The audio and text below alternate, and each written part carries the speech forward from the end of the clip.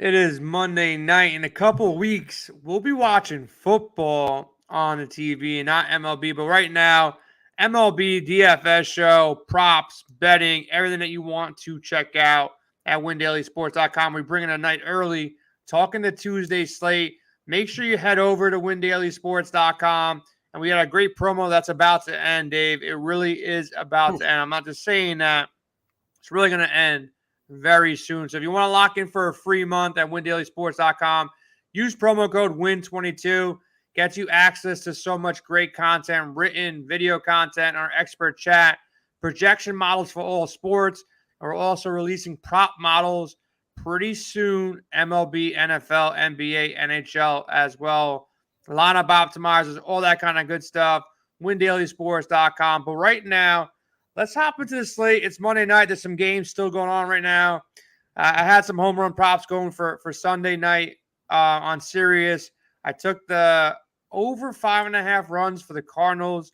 They're cruising there. And I also took Arenado hit a home run. He hasn't hit one out yet, but hopefully he'll come out while we're doing the show. Pujols hit another home run. The guy is beasting. Yeah. And Tao O'Neill hit a home run. So still a couple more innings. I also picked Rhys Hoskins for the Phillies. So see how that goes for the rest of Monday night. But looking ahead at Tuesday, we got one, I would say, clear-cut ace up top. It's Aaron Nola going against Arizona.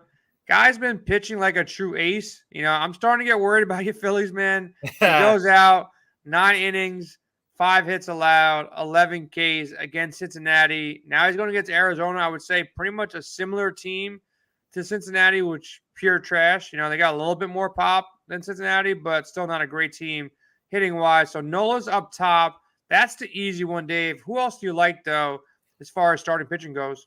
I think you hit it with Nola. He is up top, and I don't always say that as a Phillies fan, but take him on the road, take him against a trash team. That checks 2 boxes for me. He's 2.13 road ERA. Arizona 22nd in batting average over the past 2 weeks, 19th in WOBA, 20th in WRC plus. So look at Nola on this year. 12 road starts, only 2 of them he's had 3 earned runs or more. Last 3 road starts, 22.1 innings, 2 earned runs. We're good. Now, there's a lot down there. I probably don't go too deep on this slate, but I could go anywhere between Nola and probably as far as Kirby. And in the middle there, Valdez is probably my favorite. Really? 3 starts against Texas this year. 2-0 with a .45 ERA, 20 Ks, 20 innings. He just seems to have Texas's number. I think you can get good value there. Fried's a nice spot too. He pitched against Colorado once in Colorado, 8 innings, 2 hits, 0 earned runs.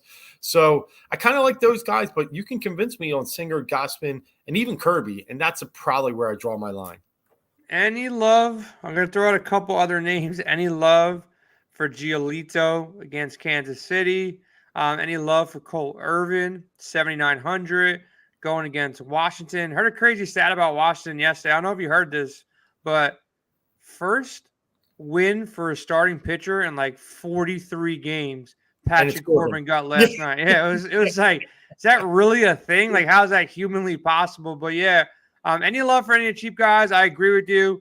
I won't play Heaney. I think Heaney's too volatile, 9,600 against the Mets. Really not in love with Snell either. I just think he's overrated as a pitcher at this point. I know he can flash some upside, but I won't go there against San Fran.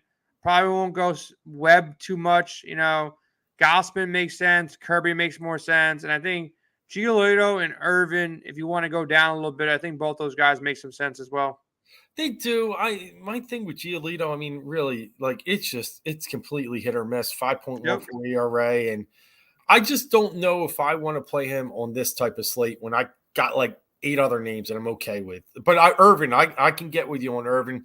Like you talked about, facing Washington, I think is somewhat attractive. And Irvin had a huge start his last time out against Miami. I think 36.1 DK points. So, I can get some Irvin shares for sure.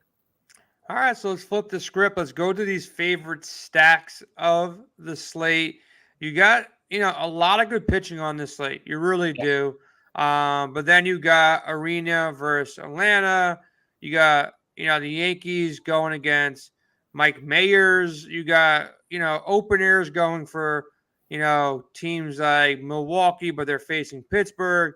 You got Fetty against a bad hitting team in Oakland. You got Danny Dunning against Houston.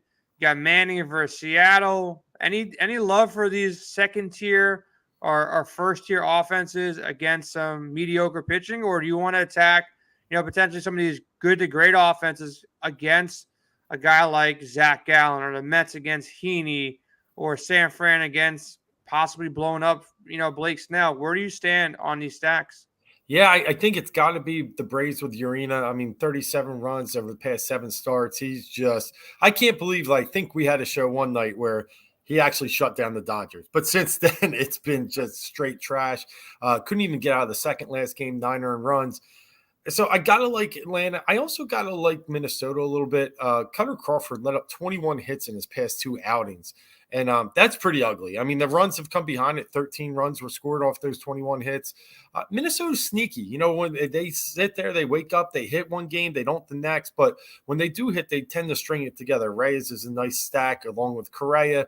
And as long as Buxton's playing, those 3 up top really give you pretty good value. So I like the Twins. Now, some of the heavier teams I'm with you on, you could get creative and find a team like, I don't know, dare I say, Yankees. I guess you got to try them out against Michael Mayers. It's just they haven't hit great lately, and it just scares me. A couple of games versus Oakland, and that's it. I'm not sure if I'm ready to invest.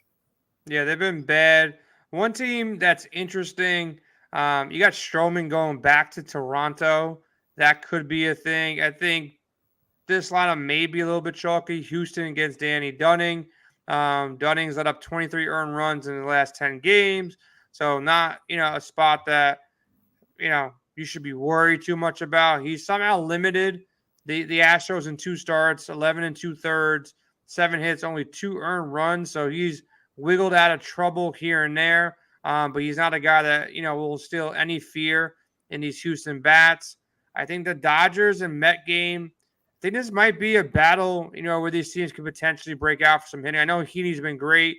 Walker's been okay, but he's, battling injuries and stuff. So I think the Dodgers can obviously get to Walker. This game will either be like a 2-1 game, or I can see it being fireworks. I know it's not saying much, but you can see a bad Walker, a Heaney that's walking a lot of players as well, and the Mets and Dodgers hitting. It's going to be hot in New York tomorrow. So I think that game could be sneaky on either side here. Not really going to attack. Gallen's been pretty good. Philly's been swinging hot bats, but I think Gallen could quiet that down just a little bit. Toronto's interesting. Stroman's not a guy that gives up a lot of home runs, but Toronto, maybe some revenge factor against Stroman after he left town.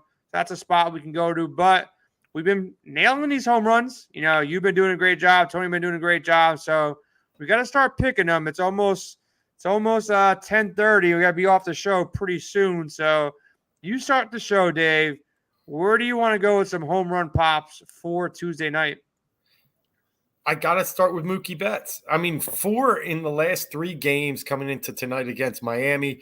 I know Walker is a guy that, attacks hitters. We talked about the last time he pitched and Judge did get one off him. He's not one who's going to back down. He's going to throw you, he's going to go at you. And I just think Mookie's that hot right now. I could see a potential here for Mookie to keep that streak riding. So I'll take Mookie as my first one. Yeah, the guy I'm going to go to first, Matt Olson, going against Arena. He's got the platoon. He's been swinging a hot bat, against Pittsburgh and Seattle.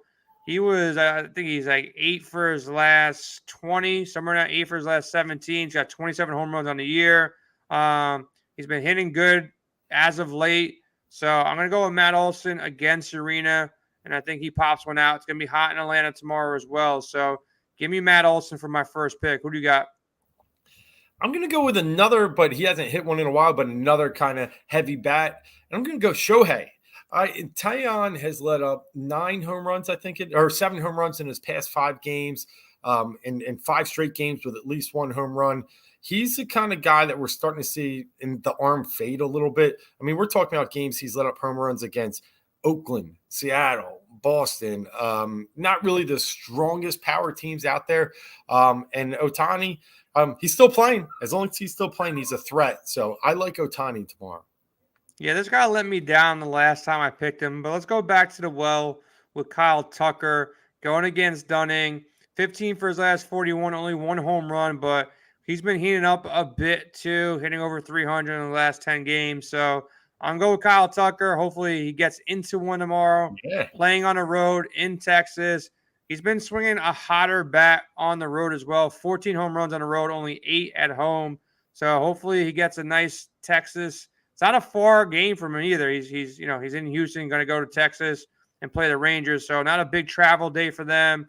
Have a day off and go out there and get to Texas on Tuesday. That's going to be my second play. Any hot takes before we get out of here, Dave? We've been rocking for the past 10 minutes. Outside of going to windailysports.com, checking out everything for free, we got a big NFL DraftCast show that we're going to be doing together with our guy Joel on Wednesdays. Got shows Mondays, Thursdays, Sundays. You're doing your show on Friday. Why don't you talk about that real quick? Talk about what you and Joel got cooked up for Friday nights, because there's some new sport coming around town. Yeah, we're kind of excited. Joel and I are going to be kicking off Friday night, starting this Friday and every Friday going forward throughout the fall here with some college football. Yes, college football is probably in that stage when you're like, is there DFS out there for college football? Absolutely there is. They tend to kind of limit the games because there are so many. This week coming up, we got 14 great games to choose from. That's even high probably for a typical slate, but we're going to get into kind of which games to target, looking at the totals, and maybe even get into a few prop bets as well as some favorite DFS plays. So that'll start Friday here at Win Daily, and we're real excited to roll that out because college football is one of those where not many people play, and we could have an advantage and some edges here as we play. Yeah, I was going to say that you buried the lead right there. College football is a massive edge because there's not too many people who cover college football from a DFS perspective, so it's hard to find good information. And what you and Joel will bring is great information. So there's going to be a massive edge. Similar to sports like NHL, where not every outlet produces NHL content. If you got a team of guys who are putting in the work, make sure you check out that show because Joel, I know, brings it, and he plays DFS at a very high level. He's taken down some big tournaments in college football. And there's not much information out there, like similar to the early days of fantasy where I was way better 10 years ago than I am today, because 10 years ago, there wasn't many tools out there like lineup optimizers and projection models. It was pencil, paper, pen and paper, writing down your favorite stats and favorite plays and watching the games. But now it's changed. But in college football, there is a massive edge. So definitely check out that show on Friday. A lot of great content with the NFL season coming around. Check out our season-long rankings. We are doing our draft show soon, so make sure you check that out as well. But we'll be back tomorrow covering more MLB DFS. Everybody, good luck on a Tuesday night.